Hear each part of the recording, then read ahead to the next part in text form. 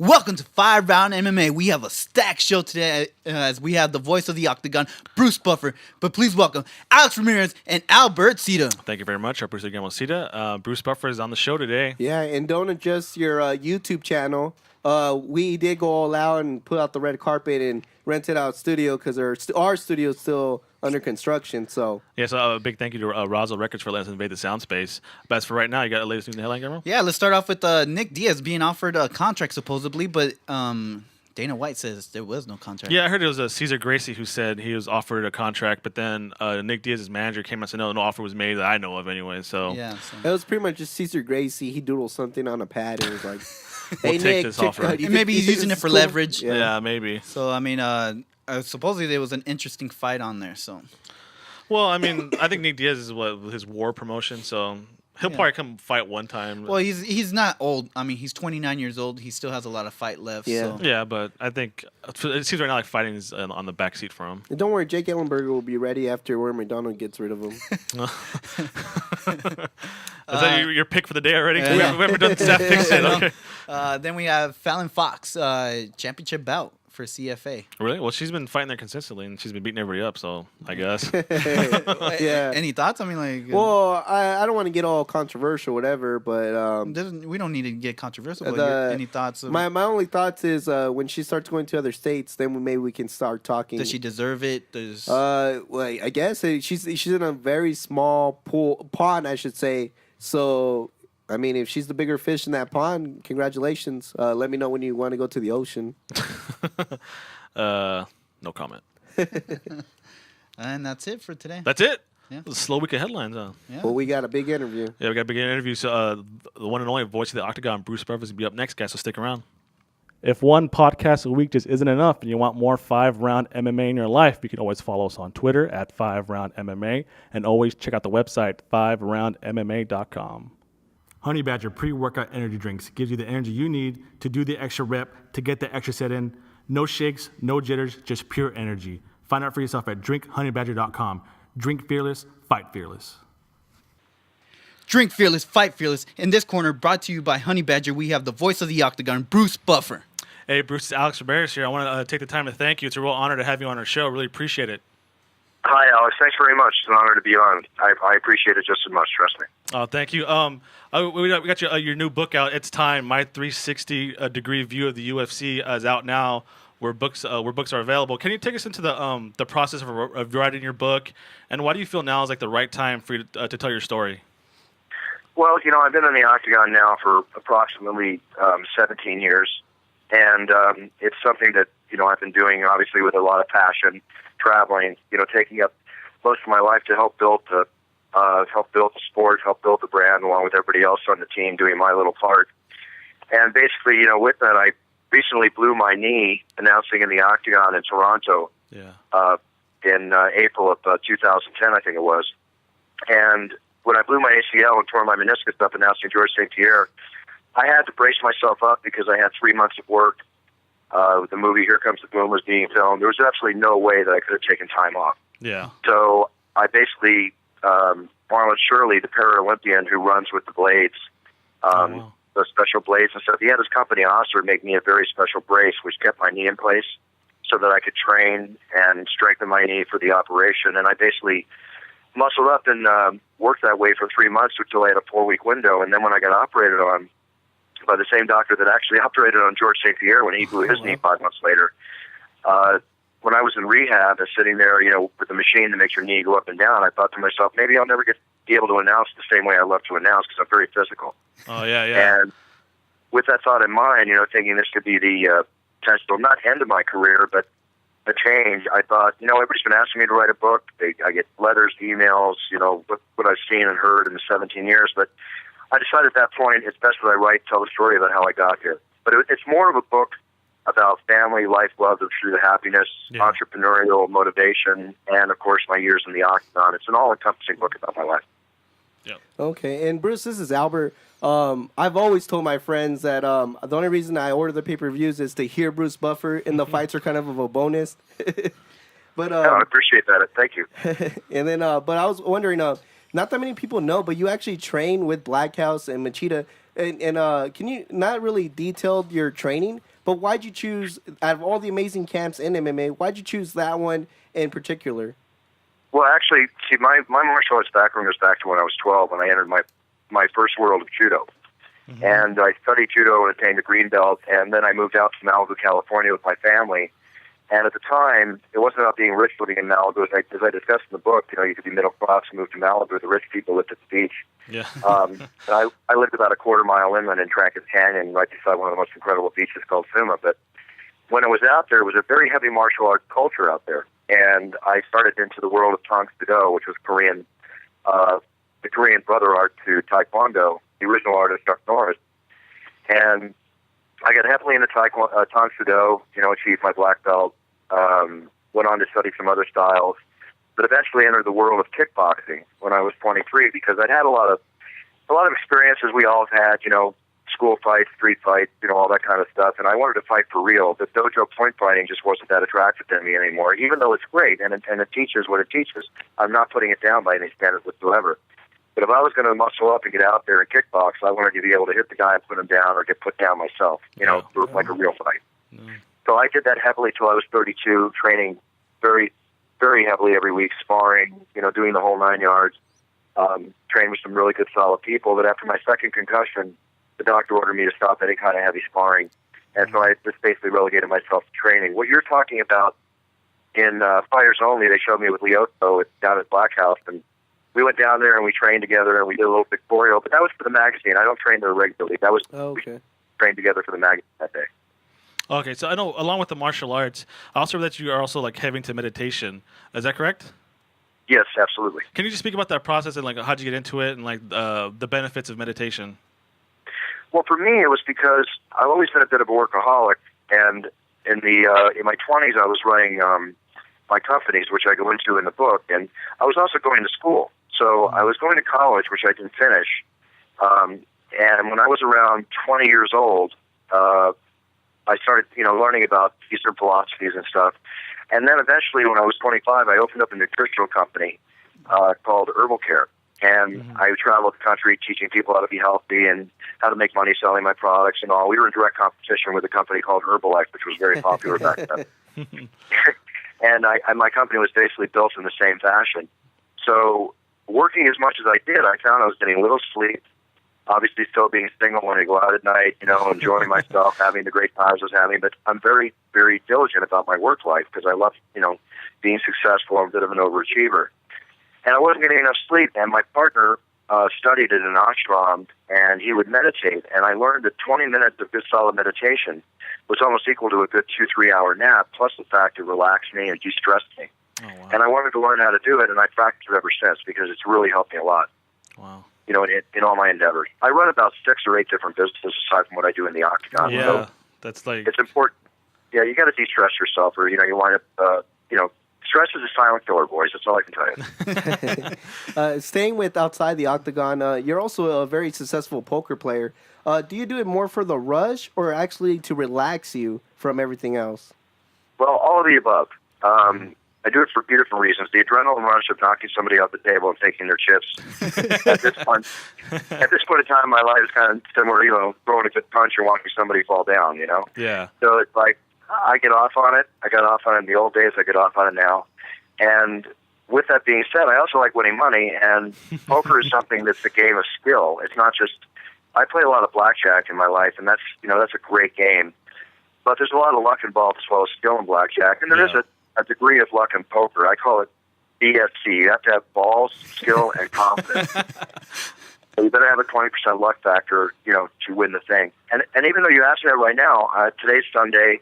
I'm going down to the Hustler Casino in about a half hour to play the $200,000 guaranteed. Oh yeah. First prize would be $85,000. It's only going to cost $250 to enter. Oh wow. And I'm very excited about it. There'll be about 1,500 players I got to compete against, but as far as entries, but I won this thing. I won it 2 years ago. I came in first. Oh wow. Dang. Well, good luck on that one. But also, you've been cage side for some of the UFC's greatest matches. Was there one like in the moment? Can you remember just saying that wow, that there's a special moment going on at this fight and stuff like that? Well, I've seen more fights than most people live. I actually probably been to more UFCs than anybody in the business live, with the exception of possibly Joe Silva. With that being said, I've forgotten more than I can remember. But one fight that will always stand out for all of us, because it was more than just a great fight that it became that night. It was an epic night and a turning point for the UFC as far as its success, was the tough Series 1 fight between Forrest Griffin and Stephen Bonner.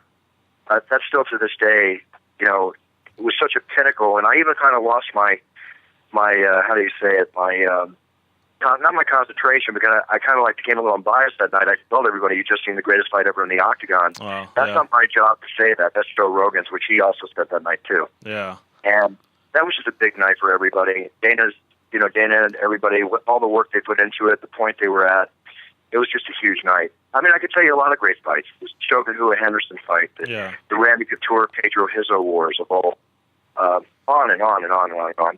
Every time I think I've seen the greatest fight, 2 months later, 2 weeks later, the greatest fight happens again. Yeah, that's true.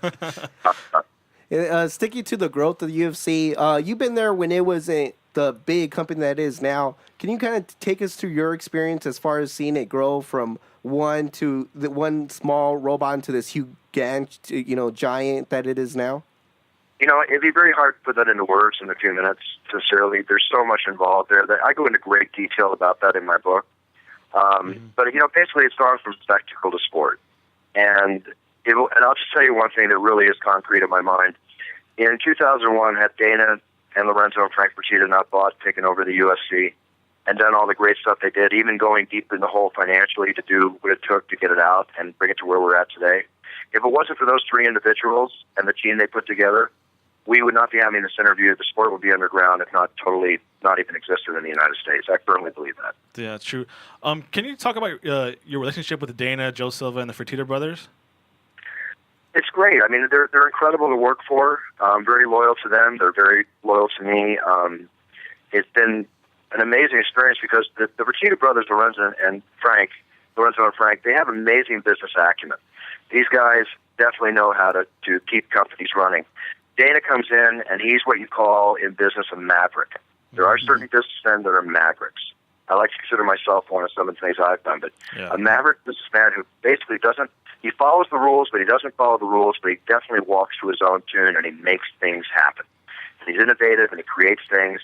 And without Dana's leadership at the helm, you have 2 examples of companies that tried to be like the UFC, and look what happened to them. Pro Elite and IFL. One lost 45 or so million, the other lost 55 million within a year. Wow. That's what you're facing if you don't do this right. Yeah. But I'll say it again, as I said before. My friendship with Dana is strong. We have a professional friendship. We respect each other. We're always cracking. He's a very funny guy. He's hilarious. And it's just a pleasure to work for him. Don't get on his bad side. I think the media's all seen his bad side. So, yeah. And then before we let you go, real quick, who do you have the hardest time pronouncing a fighter's name, and who is your favorite fighter to pronounce? Well, if you give me the names with the most meat, Nurmagomedov or Randy the Natural Couture, and all those kind of things, give me more syllables as foreign as possible, make it as difficult as possible, and I'm going to have the most fun with it. Yeah. Now, the most difficult fight to pronounce is a name like Don Fitch. 2 single syllables. Love John. Great fighter in his own right, but you got to really I got to bring some excitement to a single syllable name like Don Fitch. It took a little practice. Yeah, John Fitch. No luck at all, huh? Dang. As far as my favorite fighters to announce, I have a ton of them. I'll just give you a couple examples. Big Nog, always a pleasure. I mean, I get so into Big Nog's announcements. I'm really sad that I'm not going to be announcing Dan Hardy anymore because it wasn't just his name; it's the whole experience. Because he basically, would bring me in. I'm always kind of face-to-face with the fighters normally, but Dan would just go to that extra step and then start reciting the words back with me and create all this entertainment for the fans, which made it a lot of fun. But, guys, the biggest pleasure for me, everything involved, is walking out there on show night, getting in the Octagon with 2 great warriors, whether it's the undercard or especially in main event, and being able to take their level of excitement to a higher level than it already is, as well as the fans. That's my job, and I live for it. I'm passionate about it. You see me if you're there. I have a tendency to get a little crazy. I'm not like the other announcers. They respect them all, standing still and stiff and, practicing on their voices, which is great. I have no problem with that. But my passion and my energy and 150% of my body, physically, my lungs, everything, I throw out on that floor every night, like it's the first night I walked in. Yeah. And the moment that passion starts to wane is the moment I'll decide it's time to retire. Oh, wow. Yeah, I think definitely you are what makes MMA and MMA has a whole different. It's like you said, it's not like boxing. It's more of a show, and because of your input and your hard work you put, the fans see that and greatly appreciate it. I know we do, Bruce, and we thank you again for being on the show. We really appreciate it. I appreciate so much those kind words, and we're all created equal, guys. Yeah. It's all about the path we choose. And all I tell everybody is, if you're going to choose a path, be the best you can be, and study everybody that does it. Develop your own style. Be unique. Be known for your own unique style. Not all of us are born with God-given speed or fighting abilities like a John Jones, or the ability to jump and throw basketball through the hoops and then. We don't all have that great ability, but we are equal. We are all equal. Yeah. We just have to find what works for us, and that's all I'm about. I don't consider myself better than anybody else. I just want to love what I do and be respected for it. Great words. I want to thank you again. Also, I thank you for the autograph too, as well. We're hanging up in our offices. Oh, it's great. My pleasure. And also, if I can let your listeners know, Yes. to their iPhone and Droid, the It's Time app is out, the alarm and game app. There's over 100 sayings to wake you up, get you going. And a lot of comical ones there.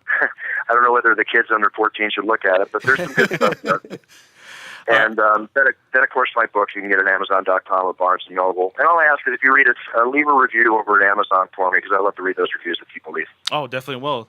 Bruce Buffer, I want to thank you again. Again, It's Time. My 360-degree view of the UFC is available now wherever books are sold. And Bruce, thank you again for the time. Really appreciate it. Thanks, guys. Have a great day, okay? You too, too. Bruce. Thank you. Thank you. This edition of 5 Round MMA is brought to you by Rosal Records, bringing you the best in music and audio engineering. Make sure to check out rosalrecords.com. This edition of 5 Round MMA is brought to you by Top Rated MMA, 100% American-made MMA apparel, topratedmma.com. The flyweights are taking the main event this coming Saturday at UFC on Fox. Now it's time for the preview. A main event and on television again, right? I For think every free. flyweight bout has been Yep. on television. Dana White did make a comment saying the flyweight division, it's at where they wanted it to be at. I'm not. I guess their expectations were pretty low then, because I think they're not pushing them as much as they should. Yeah. They need to be in pay-per-view and in the. I mean, I'm not saying the main event, but Yeah. at least open up with more flyweights, even if it's not a championship title fight. I think Joseph yeah. Benavidez should be on every pay-per-view, even if it's not for the belt. So is it every review? Is that the recovery time between fights? I know how, When he's going to fight. when he's Yeah, going to fight. I just don't read enough of them about bringing in more flyweight fighters. Yeah. I never read, UFC signed 5 more Yeah. flyweight fighters. So it's kind of hard to we say. even had a Daniel Montague. Daryl Montague, Daryl yeah. Montague's come in, not too long and we still haven't heard anything about the UFC. We Yeah. heard that they thought about it, but other than nothing. Yeah, so, they're not. It's like they're not building the division at all. So I don't yeah. know. So, is there any undercard bouts, undercard bar? Well, yeah, there's a couple of stuff I just want to take out. One, both our guests from a couple weeks ago. Yeah, Aaron Riley and Trevor Smith are in a fight. Aaron Riley's in the Facebook fights, but it should be an exciting fight. But I think Trevor Smith has this is the one you should watch, because this is a bit make or break moment, to tell the truth. Because if he loses to Herman, I mean, I don't know if Trevor Smith's going to get another chance. If Trevor Smith can beat Ed Herman, he's going to start being a recognizable name pretty That's soon. a big notch. That'll be a big Yep. notch for Hot Sauce, right? Yep. So Trevor Hot Sauce Smith. yeah. Other than that, the only thing I want to point out is Danny Castillo, because the alpha males have been. I mean, they try to put this guy out there. He is in a small streak, and he's been bouncing around a little bit, but it looks like he's solid now. And the alpha males, I mean, they've been Live on a tear lately. Yeah. I mean, ever since being under Bang Lugaway, Yeah. they've been finishing their fights. So hopefully he'll continue that alpha male streak. And, Yeah, I think they talk very highly of him. But other than that, we do have a tough main event for the prelims, but I don't want to talk about it, nor will I mention their names. So, Why not? huh? Come on, that Mike. What's the name? Michael Chelsea and George Masava or whatever. Dude, I don't care. Obviously, you saw that. Couldn't pronounce his name. Then It doesn't how matter. did they make the main event? It was a of the week tough. prelims? That was like the weakest tough ever. That, Michael Chester did win the live version yeah, of Tough. the live version. But that was, come on, I think was it. He was the only one that they kept, and they cut every single buddy else out, right? I don't think so. I don't know. Yeah, I'm pretty sure Dana White cut everybody. I'm pretty sure. Everybody's But fired. yeah. that shows you how weak that season was. Yeah. He wasn't impressed, so guess not. he mentally cut everybody Yeah. from that show. He didn't pronounce their names right, so you know they're done already. It could have been either or. I'm not gonna lie to you. So you want to skip to the main bout? The main card. Yeah, let's move to the main card. We have the women's bantamweight, Liz Thank Carmouche versus Jessica Andrade. It's about time we get some more women's action because every women's fight I've seen, I become more and more of a fan, and I start getting stars. Liz Carmouche, I mean, I wish I would recorded myself watching that fight. I thought she had that rear naked choke so down. Yeah, this I thought she had it, but Yeah, this is Carmouche's first bout since losing to Ronda Rousey. Yes. Liz Carmouche And actually. Albert's like the biggest Liz Carmouche Yeah. fan. He's I'm a Brorilla? Or is it? I'm a Barilla. Yeah. But this is actually a crucial moment for Liz Carmouche. It's to stay relevant or to get buried in this new exciting division. I don't think she gets enough credit actually. I think because more like people get credit Ronda Rousey for being the face of women's, but Yeah. Liz Carmouche, she has so many elements to her. She's a woman fighter, a Yeah. veteran, a leader in the gay lesbian community. I mean, she has so many elements So to her. much But to yet, add to the UFC. How come she's never in any magazines or anything like that? It's always Ronda that's Rousey. true. She's so diverse and reaches out to so many different groups that you would think the UFC would want to have watching their programs, but yet they just. Liz Carmouche, she lost to Ronda Rousey. Yeah, so this is a big match for her. It is a must win, regardless of how anybody looks at it. Yeah, her opponent Jessica Andrade is 9-2 from Brazil. Her first fight in the UFC, well-rounded submission specialist. We'd be surprised from Brazil. So, but she also has some knockout power. So I think she'd be a great fight actually. Yeah. Because Liz is no slouch and she always brings it. So let's move on to the next fight. Probably Albert's biggest favorite fighter is Robbie Lawler versus Bobby Volker. Please, first of all, I don't know why Dana White loves Rob Lawler so much. I mean, the guy's he did beat garbage. Josh Koscheck last time. He beat Josh Koscheck. he knocked him out. Yeah. So did Paul Tiago. Okay.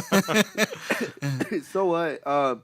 I could care less that Robbie Lawler actually belongs in the Facebook fights. Volker's coming off a loss versus Patrick Cote. That fight wasn't that bad. I actually enjoyed that fight. Albert didn't like it. I think they both of them stood up and banged Patrick Cote. But it was just too sloppy for me. I mean, those are the fights that tell you that. I mean, yeah, it's cool to watch, but is it really good for the I sport? think that performance got Volkner on this card. Yeah, obviously that's why he got there because Robbie Lawler's a brawler. We got another brawler. Let's brawl him up. You can tell what the UFC was thinking when they matched two guys up because they're both coming up. They're hoping for Stephen Bonner and Forrest Griffin fight here, but I think they're Does this fight have any implications? No, because not in the weak, not in the deep welterweight division. No. I think Robbie Lawler is going to get the win, and I think that'll push him to get a top 10 opponent, which I kind of want because just to show everybody that I was right and he doesn't belong. I mean, top 10 you got 10. Carlos Condit, That's Martin what I'm Kaplan, saying. But I'm thinking the McDonald. UFC executives. That's what they'll do. And then both fighters have a lot of fights under their. Yeah, that's true. Robbie Lawler has been in the game 24-9 for Volkner. So Yeah. So let's should be a good fight, though, I think. Yeah. let's move on to the. It should be a good brawl. Don't say good fight. brawl. It could be It should brawl. be a good brawl. Let's move on to the next fight, the big one, the welterweight showdown between Jake Ellenberger and Rory McDonald. I'm really surprised that McDonald's made it this far. 'Cause usually a fight's announced and then he has to pull out his injury. I'm waiting any minute now. I'm just waiting for him to pull out. I can't fight. I'm injured again. So No, he learned from those first couple times. Come Really? on. Come on. I'm He's just not waiting for him to overtrained. fight. It's like this He's guy. a perfectionist. Yeah. He has to get everything right. Hopefully he just shows up fighting. That's all I'm hoping for. Well, I've been excited since who knows what. There's only a couple things that circle on my calendar, and one of them is whenever Rory McDonald's fighting. Oh, yeah? I Yeah. agree. I And love Rory I'm telling McDonald you, as No well. birthdays, something like that? Anniversary? I'll take this to the bank. There's a Cita guarantee. There's Cita a guarantee. Cita guarantee. The first time a we both double agree. stamp? This Yeah, is a double A stamp. double stamp right Cena here, guarantee yeah. right now? Wow. Rory McDonald is the future of the UFC. He is the face of UFC. He's the next big star of the UFC. He will surpass Chuck Liddell, John Bon Jones, Well, I don't know about Anderson that. Silva, Ready Couture?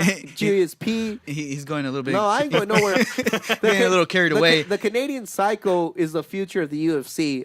I agree that, I but- see his potential being to the sky. This guy's gonna lose when he's 85. The thing I like about All Roy right? McDonald leading up to this 85. fight is the more I'm starting to see his personality. Yeah. I mean, Yeah. even on the Twitter war, I love how he keeps it professional. I love that he wears a suit and tie. I love he keeps the short answers. I'm just I don't think that's marketable in the UFC, but we're starting to see a side of Roy McDonald we've never seen before. He's super marketable. Yeah. Just people aren't smart enough to market to market him the right way. This guy has this cold personality that you could so sell him as that. But you just gotta sell him as that. It's like the ultimate Iceman. Yeah, because right? he was made, more I ice don't know. than I've been chocolate hearing out. a lot of people say like, "Oh, he's sick because he enjoys beating That's up why. people." That's and, why. Well, there was that quote, How right? does he enjoy? They Just having asked fun him with- about like why he didn't finish BJ Penn. He's like, I just enjoyed beating him up for There 3 you go, rounds. He's see? like, I just wanted to beat him up. I didn't want to finish him. So that is kind of marketable. But like, and then, even when they asked him, they said like, "Oh, are you gonna be more? Do you want to finish Jake Ellenberger more because of what he said?" And Yeah.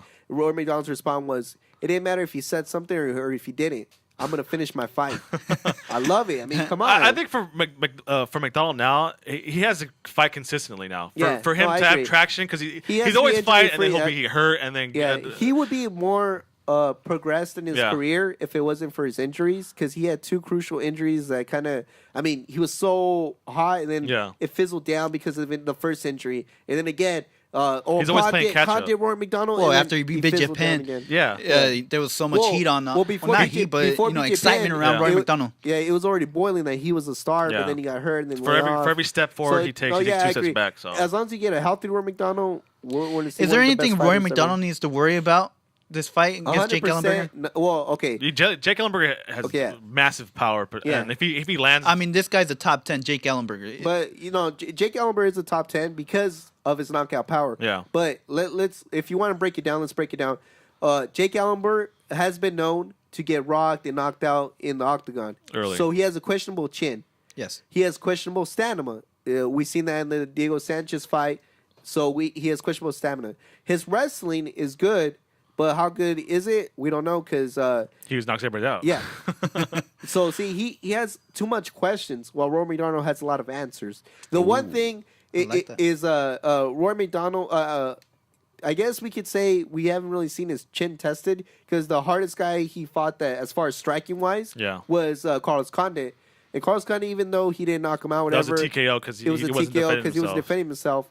But that is the only thing we have to kind of see where his chin's at. Yeah. And that's the only actual thing that I wouldn't say worries me, but it is the only real way Jake Ellenberger can get an advantage over Rory McDonald. Because in a stand-up, Rory McDonald's in a different league.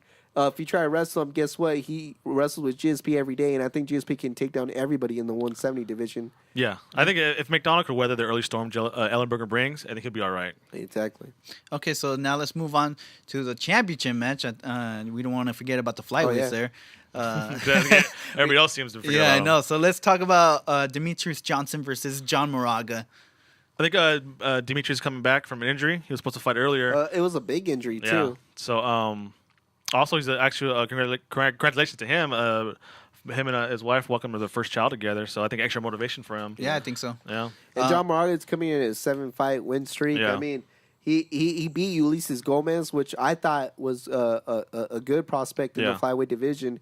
So this is no joke, and this is a serious fight. And I think I still favor Demetrius Johnson, but I think this is the biggest chance for him to get dethroned. Yeah. Just because he's coming off of the injury. And sometimes we don't know how athletes bounce Do you back think from that, because it was a huge injury. I mean, you torn your ACL. Yeah, You should I tore know my ACL. how hard it is to come back from it. Especially for a guy who's as fast as he is, too. Yeah. So, Well, it's not only the injury itself; it's the fear after. It's all mental. I mean, like look at Derek Rose. Yeah. He didn't want. It's a scary feeling coming back. Like people try to say like, the fear is gone. I'm mentally prepared for this, but you always have that in the back of your head. Yeah, not everybody is as tough as Adrian Peterson, too. So. Yeah. That's true. So John Moraga has probably the perfect storm already brewing. So even though I still favor Demetrius Johnson, I think this is the time to take advantage. And also, Well, John Moraga's last loss was to John Dodson. Yeah, a few years ago, yeah. It was a while back, and I mean, I don't like John Dodson as like a person, but I respect him as a fighter. And you remember? You don't know him in person. I know, but just the way I hear him talk. I don't like him in on his Twitter. Interviews. Yeah, on Twitter I don't like him. I remember Dotson dropped Mighty Mouse in their fight, but he just couldn't finish him. So I think, honestly, Mighty Mouse is probably the most resilient champion I think the UFC has. Yeah. Because everybody seems to count him out. Like, even his former opponents don't respect him. Ian McCall still thinks he beat him. Yep. Joseph Benavidez Thinks he beat him. John Johnson still thinks he beat him. Yep. But yet this guy's still standing as champion. I think he's probably the most underrated champion the UFC has at the moment. So. And I think that trend's going to continue because I bet you the John same thing's going to happen Moraga's to John Moraga. And Because I see it the same way. I see Demetrius Johnson winning. Yeah. But also just like all the other 3 previous fights, it's going to be a close fight, and people are going to question it too. I think he's super So you resilient. think it goes to decision? I think it was a decision. You think it goes to decision? Probably, yeah. And I think you're going to see one of the best flyweights fights ever, just like every other one. You're Yeah, I think every championship fight. 120 miles per hour. Freaking! I mean, if you ever play Street Fighter, it's pretty much the same thing.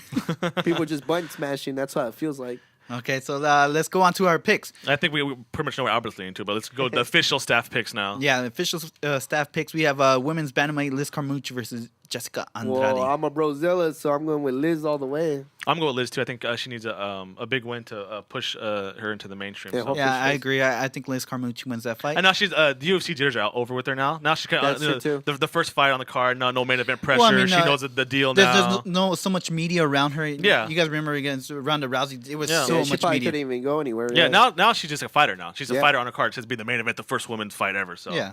So let's go on to the next fight. Robbie Lawler versus Bobby Volker. I got double KO on that one. No, you got to pick Oh, one. I gotta pick someone. I mean, I'll pick Robbie for now, Just but flip a trust coin. me. Now you know what? I'm going for Bobby. Okay. Hopefully, Robbie Lawler's. I don't know. I'm I'll going go for Robbie Lawler just to be opposite Albert. Yeah, I go Robbie Lawler as well. So now let's go on to the next fight. Welterweight Jake Ellenberger versus Rory McDonald. Obviously. I Well, got you know what the Cana- Cetus thing. The Rory Canadian McDonald. Oh yeah, Cetus. the double stamp to see the guarantee Yeah, this McDonald. is double Cena guaranteed. Oh, I think I'm not gonna buy into the hype and go for Ellenberger actually. Oh, Wow. he's just trying to get us mad I on know. air.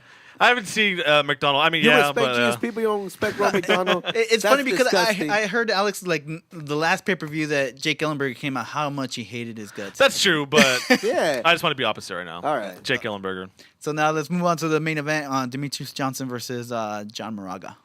I did I'm say going Mighty Mouse. I think too much motivation. Baby, whole family on the line, wants to prove a point. I think he's gonna win. I get Demetrius Johnson the slight flavor to win the fight. John Moraga's but a dangerous fighter though. I'm going the opposite. I'm going John Moraga.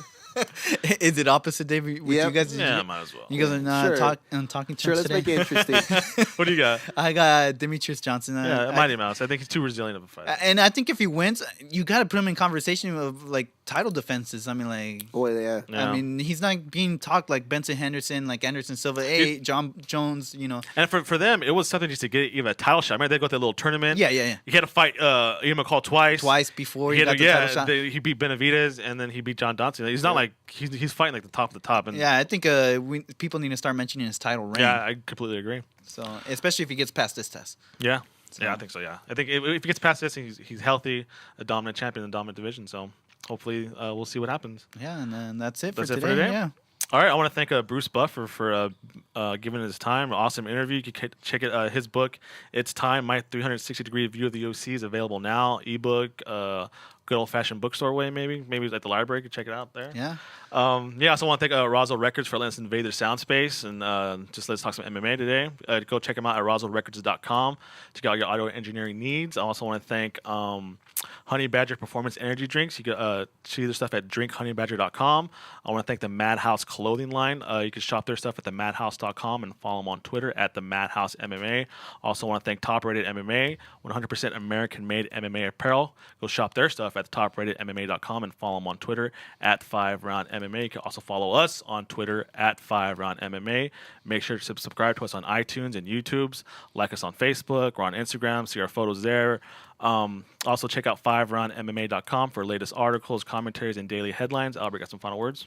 I also like to thank Bruce Buffer. It was a huge honor, and I appreciate the nice words he said and inspirational ones. And the autograph you sent us. And I like to thank our technician group. Now we got Ollie the Trolley, Big Game, and of course our sound engineer Steven Razor, producer Guillermo Cita. Thanks everybody for listening.